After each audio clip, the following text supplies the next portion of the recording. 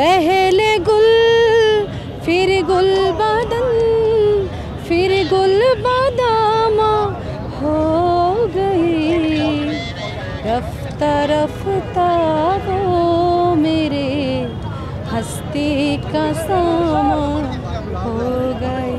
নতুন করে বাংলাদেশ আসার পরে আমরা এই ধরনের প্রোগ্রামগুলো আমরা এখন এনজয় করতে পারছি। সো আমরা আমার মনে হয় সবাই অনেক এক্সাইটেড আমার সাথে প্রোগ্রামটা এনজয় করার জন্য। হোপফুলি অনেক ভালো হবে ইনশাল্লাহ। ওরে পিয়া ওরে পিয়া ওরে পিয়া ওরে পিয়া।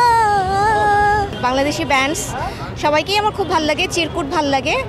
অবশ্যই রাহাত ফতেহ আলী খানের আমি অনেক বড় একজন ফ্যান। রাহাত ফতেহ আলী খানের হচ্ছে গিয়ে ওরে পিয়া গানটা আমার খুব ভালো লাগে। ইচ্ছা তো আছে ভালো এনজয় করব। আমি কখনো পার্সোনালি রাহাত ফতেহ আলী খানের লাইভ কনসার্ট দেখিনি, শুধু ডিভাইসগুলিতে বা ডিজিটালি শোনা হয়েছে। তো আসলে এক্সাইটেড। আমরা যারা এখানে আসছি তারা সবাই এক্সাইটেড। আমরা নতুন বাংলাদেশে একটা নতুন দিন আমরা দেখতে পেয়েছি সেই 5ই আগস্টে। 5ই আগস্টের পর থেকে আমরা বৈষম্যহীনভাবে যে জায়গাতে গিয়েছি সেই জায়গায় আমরা প্রত্যেকটি জায়গায় সাধারণ জনগণ হিসেবে সম্মান পেয়েছি। এখানে বেশি আর কিছু বলার নেই, আমরা যারা এখানে আসছি তারা খুবই আনন্দিত। When I heard Rahat Fateh Ali Khan is coming to Bangladesh and I asked my Abba ki niye and he said he's doing it for the charity, I was definitely very pleased to see such a great artist doing it for such a good cause. Free te korteche uni and etogula manush aschen, everyone is so hyped up.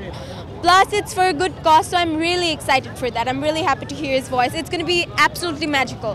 আমি 100% এটাকে সম্মান করি। আর উনি যে এটা think করছে বাংলাদেশকে নিয়ে, এটাই তো অনেক। অন্য সিঙ্গাররা তো এটা করে নাই।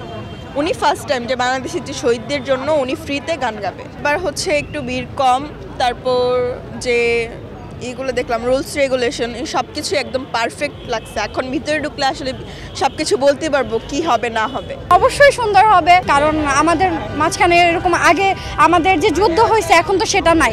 এখন আমরা বন্ধুর মতন একটা আমাদের এখন সম্পর্ক হয়েছে আর কি।